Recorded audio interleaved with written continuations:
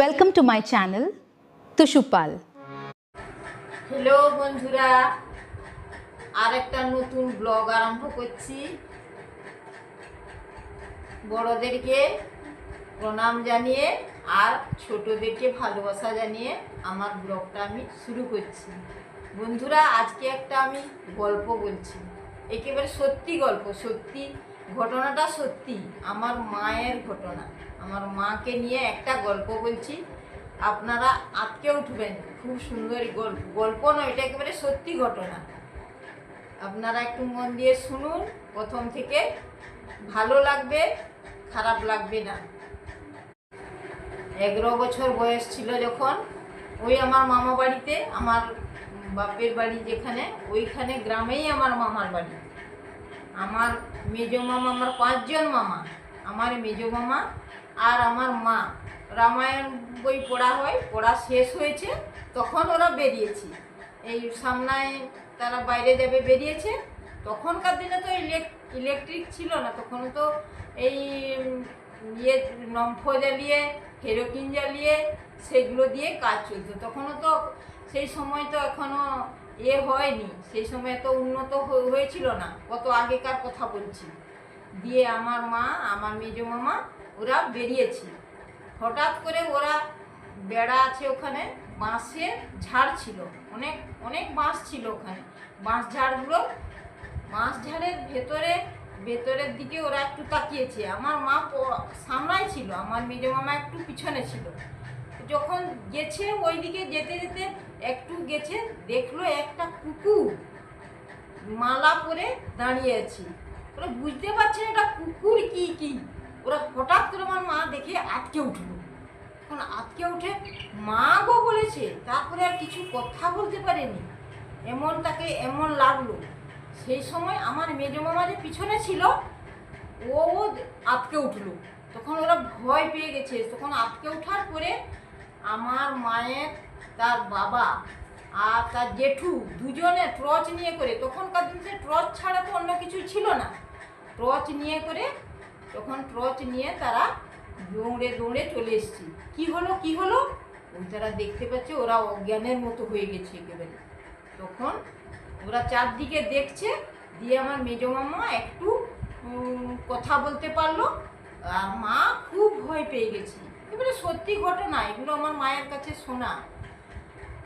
ওই যে এর দিকে দেখছে, ওরা বলছে একটা কুকুরকে দেখলাম আর গলায় মালা পরে সেখানে বসেছিল। সেইখানে তারপরে দেখি ওটা নেই, কোথায় গেল।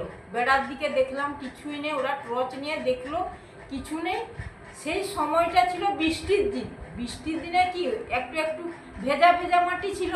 সেই ভেজা মাটিতে তখন পায়ের তো দাগ থাকবে, যদি সত্যিকারের কোনো কুকুর সেখানে আসতো তাহলে তো দাগটা থাকতো, কিন্তু ওই দাগটা তারা দেখতে পেল না। বন্ধুরা, এই যে দাগটা দেখতে পেল না, তখন আরও বেশি ভয় পেল। সত্যি এটা কিছু একটা ভূত টাইপের কিছু। আমরা তো বিশ্বাস করি না, আমি তো এখনো ভালোভাবে বিশ্বাস করি না, কিন্তু এটা একেবারে সত্যি কথা, সত্যি ঘটনা। তখন তারা, আমার মা আর আমার মেজো মামাকে, আমার মামা দাদু যে ছিল ওর, আমার মায়ের কাকা, তারা সবাই করতে জানতো, ফুঁকে দিত। এই কিছু ভয় টয় পেলে ফুঁকে দিত, ফুঁকে করে ওরা সেখানে দিয়েছে, ঝাড় করছে। আর তারপরে সেই যে এটা থেকে গেল। আমার মা এখন অনেক বয়স হয়ে গেছে, মোটামুটি 63-64 মতো বয়স হয়ে গেছে। এখনো পর্যন্ত সেই স্বপ্নটা তাকে ছেড়ে করে যায় না।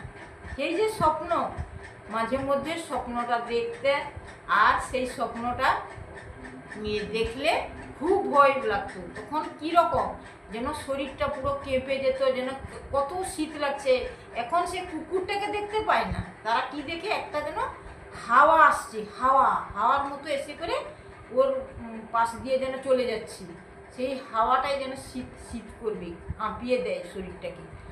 সেই সময় যদি কেউ না ডাকে, আমিও অনেক দিন থেকেছি আমার মায়ের কাছে, ঘুমিয়েছি, আমি যদি ডেকে দিই তাহলে তখন তার ঘুমটা ভেঙে যাবে, তখন সে স্বপ্নটা চলে যাবে। আমার বাবা তো ছিলেন, এই রিসেন্ট মারা গেছেন, 2 মাস মতো হলো, 1.5 মাস হলো। আমার বাবা ডেকে দিতেন। আমরা তো সব দিন থাকি না, আমি তো শ্বশুরবাড়ি চলে এসেছি, তারপরে তো আমার বাবা প্রায় ডেকে দিতেন। কিন্তু তারপরে ওই যিশু খ্রিস্টের ভক্ত হলেন, যিশুর প্রার্থনা করতেন। যিশুর প্রার্থনা করে যদি ঘুমান তাহলে তার এটা স্বপ্নটা আসতো না। প্রার্থনার একটা বন্ধনার মতো করে ঘুমাতেন, যেদিন ভুলে যেতেন সেদিন সে স্বপ্নটাও আসতো। কিন্তু বর্তমান এখন সেই যিশুর করতে এই স্বপ্নটা চলে যাচ্ছে। কিন্তু এইটা তো অনেক মানুষের ভয়ও পায়, সত্যিকারের এটা একটা ভয়। এটা ভূত ছিল কি ভূত নয় তাও আমরা ঠিক বলতে পারবো না জিনিসটা কি। কিন্তু সেই যে ভয়, সেই যে আতঙ্কটা থেকে গেল তার শরীরে, এত বয়স হলো তবুও সেটা ছেড়ে গেল না। এরকম কিছু কিছু জিনিস আছে, ভুলা যায় না। এটা সত্যিকারের ঘটনাগুলো আমিও কোনোদিন ভুলতে পারিনি এই গল্পটা শুনে করি। আপনাদের যদি ভালো লাগে এই বলে আমি আমার গল্পটা শেষ করছি। আরও কিছুটা অংশ পরে আরেকদিন আরেকটা আর পরের গল্পে বলবো। এই বলে আমি আমার গল্প শেষ করছি। বন্ধুরা ভালো থাকবেন।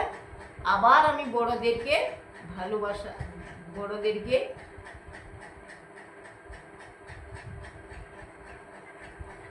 পার্ট 2-তে আমি সেটা পরবর্তীকালে সেটা বলবো।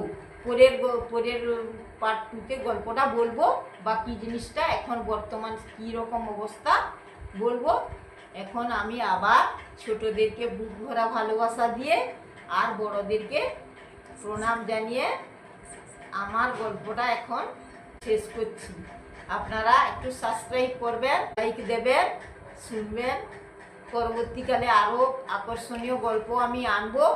সব গল্প কিন্তু সত্যিকারের গল্প, আমার নিজের জীবনীর, আমার বাবা মায়ের, সেইগুলো আমি বলবো। সবাই ভালো থাকবেন, সুস্থ থাকবেন।